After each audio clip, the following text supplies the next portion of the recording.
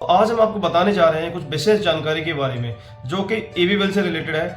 जब भी अपने गुड्स को सेल करते हैं, किसी ट्रांसपोर्ट द्वारा भेजते हैं या कोई भी किसी भी अपने कंटेनर में भेजते हैं, गाड़ी में भेजते हैं, तो हमें ईवी बिल की आवश्यकता पड़ती है।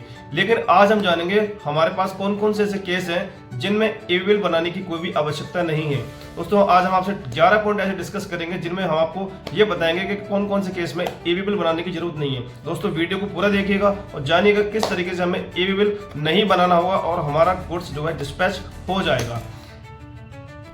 दोस्तों, इसमें सबसे पहला पॉइंट है नॉन टैक्सेबल गुड्स। यदि कोई भी गुड्स ऐसा है जिसपे कोई भी टैक्स अप्लाई नहीं है और 50,000 की वैल्यू से ज्यादा है, तब भी हमें यहाँ पर कोई भी ईवी बिल बनाने की रिक्वायरमेंट नहीं होगी। यानी कि कोई भी यदि टैक्स नहीं है तो कोई भी ईवी बिल भी नहीं बनाया जाएगा। दूसरा पॉइंट है यहाँ पर ज्वेलरी। यदि हम कोई भी ज्वेलरी की सेल करते हैं, परचेस करते हैं, तो हमें यहाँ पर इस केस में कोई भी ईवी बिल बनाने की रिक्वायरमेंट नहीं है, चाहे हमारी ज्वेलरी का सेल का अमाउंट 50,000 से ज्यादा हो या कम हो। हमें दोनों ही केस में कोई भी ईवी बिल बनाने की रिक्वायरमेंट नहीं है।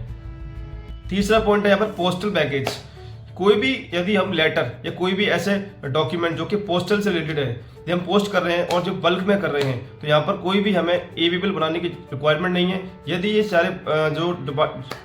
ये सारे डॉक्यूमेंट्स बल्क में हो और इनकी लिमिट 50,000 से जो ऊपर की अमाउंट हो, इन सारे केसेस में हमें कोई भी ईवी बिल बनाने की रिक्वायरमेंट नहीं होगी।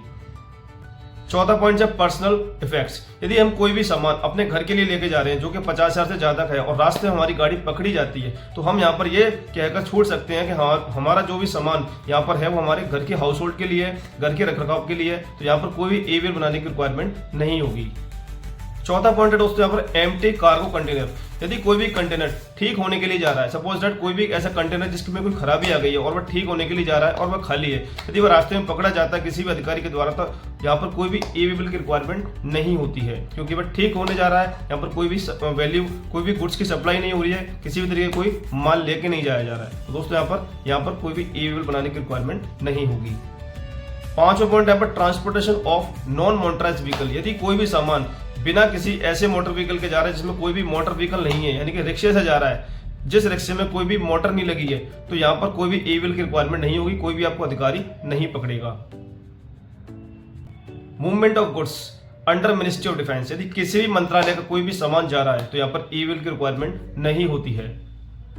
Supply under custom supervision. यदि कोई भी सामान कस्टम के लिए जा रहा है और उसकी सुपरविजन कस्टम के द्वारा किया जा रहा है, यहाँ पर भी कोई भी ईवी बिल बनाने की रिक्वायरमेंट नहीं होती है। नौवां पॉइंट है करेंसी। यदि हम कोई भी करेंसी बेच रहे हैं, खरीद रहे हैं, तो इस बीच में हमें कोई भी ईवी बिल बनाने की रिक्वायरमेंट नहीं है। कोई भी अधिकारी हमसे कोई भी सवाल नहीं कर सकता है। यहाँ पर ये नियम बनाया हुआ है, यदि हम कोई भी करेंसी फॉरेन एक्सचेंज करते हैं तो हमें कोई भी करेंसी यहाँ पर ईवी बिल रिक्वायरमेंट नहीं है।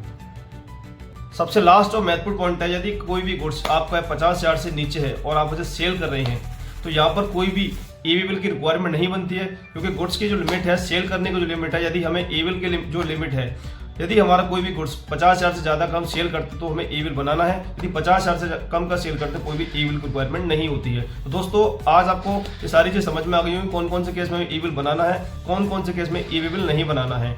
दोस्तों, कैसा लगा हमारा वीडियो? जीएसटी और इनकम टैक्स के बारे में जानकारी प्राप्त करने के लिए हमारी वीडियोस को लगातार देखते रहिए। चैनल को सब्सक्राइब कीजिए एंड लाइक कीजिए। Thank you.